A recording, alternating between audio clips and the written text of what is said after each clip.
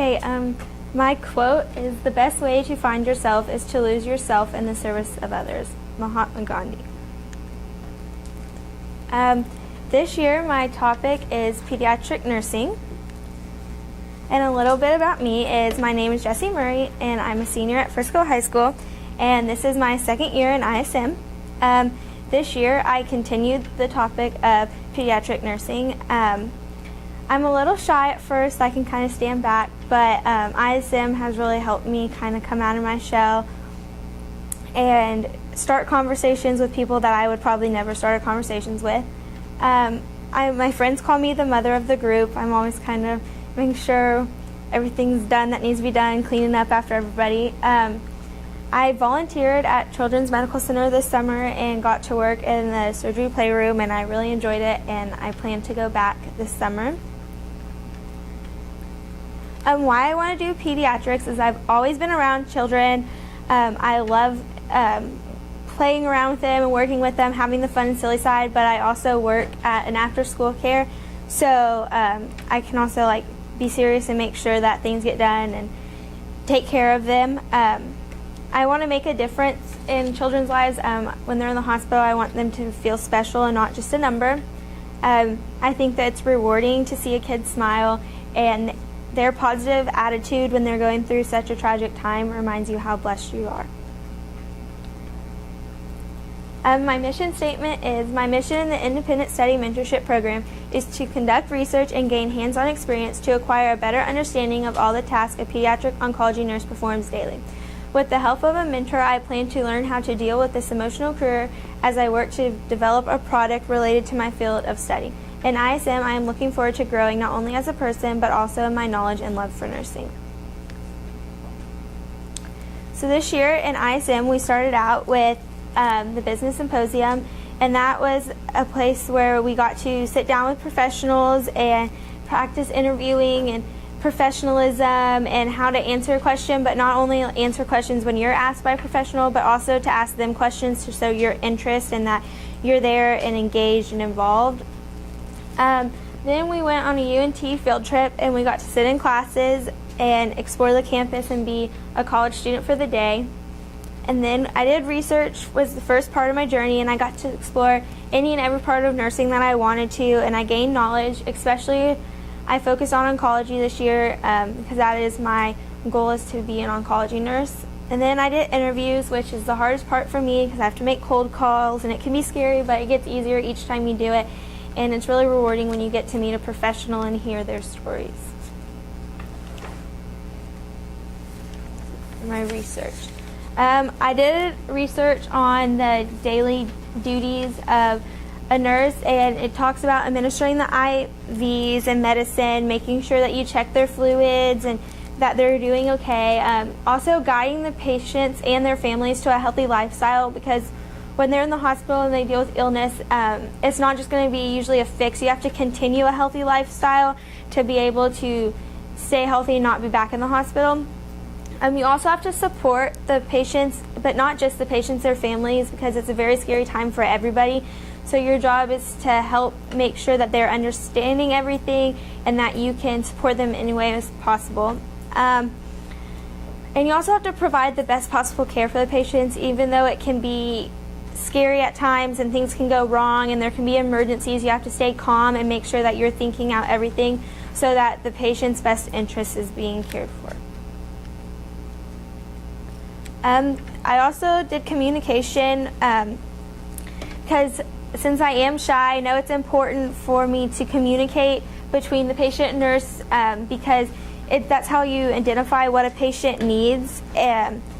I kind of felt like this article kind of preached to me because I know that I will have to reach out if I knew what the patients need. It will help you them trust you. It will do an open line of communication so that the family knows what's going on, the patient knows what's going on, everybody feels okay with what's about to be happening, with their patient plan that has to be followed out. But part of being the communication is you have to be honest with them no matter what the diagnosis is, because sometimes it might not be what they want to hear and you don't want to be the one to give them the bad news, but you can't lie to them and tell them everything's going to be okay when it's not, because then they'll be heartbroken in the end when it doesn't turn out that way. Then the next article I did research over was about an oncology nurse and taking his work home. And a lot of people say that you can't emotionally invest in your work and you have to leave it in the hospital, have your boundaries. But he talked about how it is okay to build a personal relationship. It makes it more personal, so the patients don't feel just like a number when they're in the hospital. They feel special. They feel like you want to be there and you want to take care of them and you have their best interests in mind. But he said it's also important that when you do leave the hospital, you need to take time for yourself, because it can emotionally drain you. And when things aren't going right, especially in oncology, things change every day, hour to hour. So you have to relax and know that you did everything you can for your patient. Then the next article that I read about was me time. And it was important to fuel yourself, is what it said. It says, spend time recharging. It's okay to need a break. It doesn't mean that you don't love your job. It's just saying that I'm overwhelmed, I'm stressed out, I need to take time so I don't get burnt out on my job that I love so much. It also said spend your first paycheck on yourself, because you work very hard in school. It was very long, stressful. You do a lot of clinicals and you're on your feet, sometimes 12 to 24 hours, and can be stressful to you mentally and emotionally. So it just says give yourself some time, because you're always helping others, you're always giving and giving. Sometimes it's okay to take for yourself. It says me time, have a night out with your girls, go to breakfast by yourself, go to the spa. Just focus on what you need to be so you can come back and be better, and at your best, so that you're not slipping and just overlooking small things. Then I went on some nursing school tours. I went to the University of Arkansas. It was a nice facility and they had a lot of advanced technology. What was really cool to me is they had video cameras in all their labs, and that was the first nursing school I looked at that had it. And it's so that you can observe what you're doing and how you take care of a patient. And so if the patient happens to flatline or experience some troubles and it's an emergency, you can look back and see how you handled the situation and what you could have done differently. But they also said they don't grade on the video camera labs. It's just for your learning, which was kind of a relief that they're not going to grade you on if you didn't handle a situation right. It's to help you learn and be better in the next time it happens. And then they also have a point system, which is the first nursing school that doesn't just look at your GPA and your grades. It looks at you overall. There's many factors, like what school you did your prereqs at.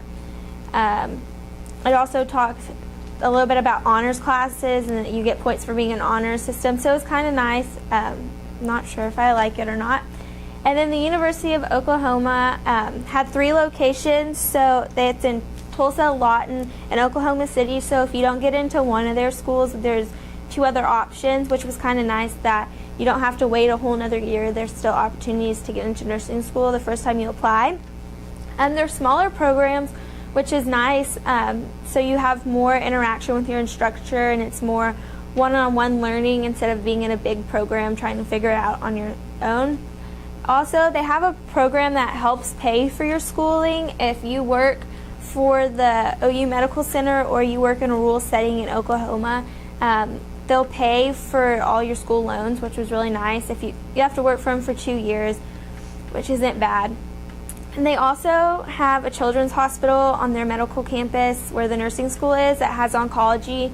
So it would be that I would get to work and clinicals, hopefully in the oncology unit.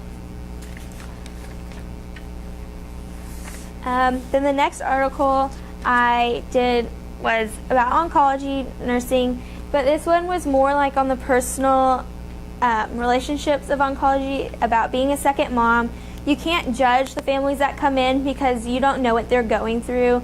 It's very emotional and hard for them, and she said that she had to step up and be a second mom because both of his parents had to work in order to keep insurance and be able to pay for his medical bills. And at first it was very hard for her as a mother to see that, and all she wanted to tell the mom was, quit your job, you need to be here for your child. But she had to take a step back and realize that she couldn't judge and that they were doing everything they could. And so it was her job to replace that while she couldn't be there. But she said you also have to know your boundary, that you really aren't their parent. So you have to kind of balance that boundary. And she said it's also your job to be on the same page as the patient's family. You have to make sure that they're okay with everything that's going on. You have to explain it, make sure they understand it. And then she said never give up on oncology, because it's hard to get in there, and it's hard to move up to more better hospitals. And she said, but she got turned down from the one that she wanted to be at several times, but she kept going back, and now she's been there for 10 years. Then I did some interviews, and my first one was Crystal Gaffney, and she was actually one of my mentors from last year.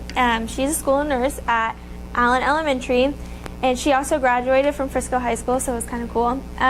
When she first got out of nursing school, she worked in the ICU, and she said it was very sad to see some of these patients, what they had to go through.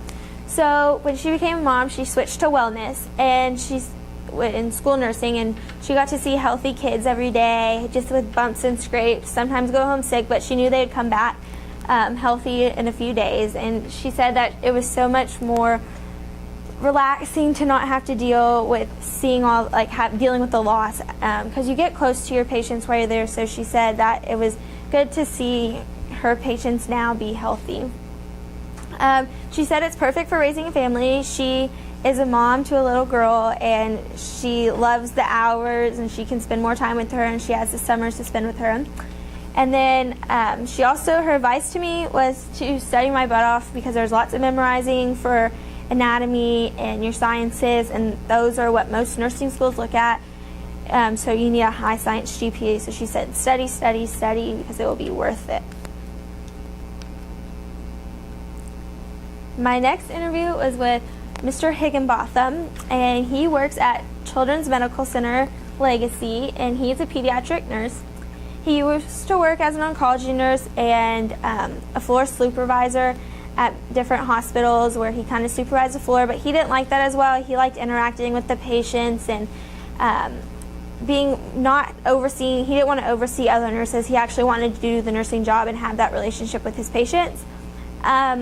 So during our interview, we mostly talked about oncology, because that's where my passion is. And he said the best part of his job is seeing healthy kids, or seeing kids get healthy, and the other kids that aren't going to make it, that he knows are in a better place. And he said it's hard to see them suffer, so it's kind of, rewarding to know that they're going to be in a better place, even though it's very hard to lose them.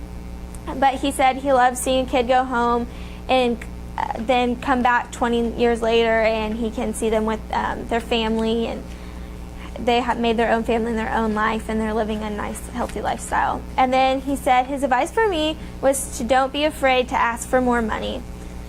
He said that when you interview for a job, they'll usually offer you, and he said most people just accept it because they want the job, but he says most of the time, if you ask, they will offer you a little more. It might not be much more, but you're starting out a little more. Or he said all they'll say is no if they can't give it to you, but at least you ask.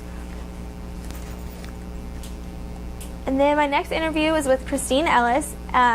She used to be a pediatric nurse. She worked in the pediatric ICU at Children's, and then she did NICU nursing, which is neonatal intensive care unit at Medical City Dallas. And then she was a school nurse in Little Rock and in Frisco, but now she is going back to school to become a physician assistant. She wants her master's, and she went to the University of Arkansas, and that was the school that I was looking at, so we kind of talked about that and how her experiences were and how nice the nursing school is on campus. So she got to continue all 4 years at the university and didn't have to move halfway through. Her advice to me was that it's okay not to know it all. She said it's okay to ask for questions. You don't want to just say that you don't want to have pride that you're not willing to ask for help and then end up making a mistake. It's better to ask somebody to make sure that you do it right the first time. And then she said someone will always know more than you, and that's okay too. She's like, don't try to get competitive with it. It makes the working environment not fun. She's like, just accept it and know that they would be a great source of help. Then my next interview, my last interview, was with Amy Minton, and she is an oncology nurse at Medical City, Dallas, and that is a very good hospital for pediatric oncology in the Metroplex, and it was really cool to see kind of just the floor and how it was run. They were very security up there. It's high security. They don't let a lot of patients, like when I walked up on the floor, they had to make sure all the rooms that I were by, the doors were shut because there's with the HIPAA laws and confidentiality. She talked to me about knowing boundaries because oncology patients usually find a close spot to your heart, and it's hard when sometimes they don't make it. And I know it's sad to say that, but you have to know the reality of it. They're terminally ill and they might not make it. So she said knowing your boundaries. So, you know, for her boundaries is she doesn't get too close. She doesn't add them on Facebook. She doesn't add their parents on Facebook. She doesn't participate in any of their personal outside of the hospital activities, just so she doesn't get too attached, because she said that she has had one slip those boundaries, and when they don't make it, it is the hardest thing to deal with. Also, she doesn't go to the funerals or any remembrance ceremony because it's just too hard for her. And some other nurses like to do that, and they feel that they're respecting them that way, but she just can't deal with it. She said she has had to learn her own boundaries.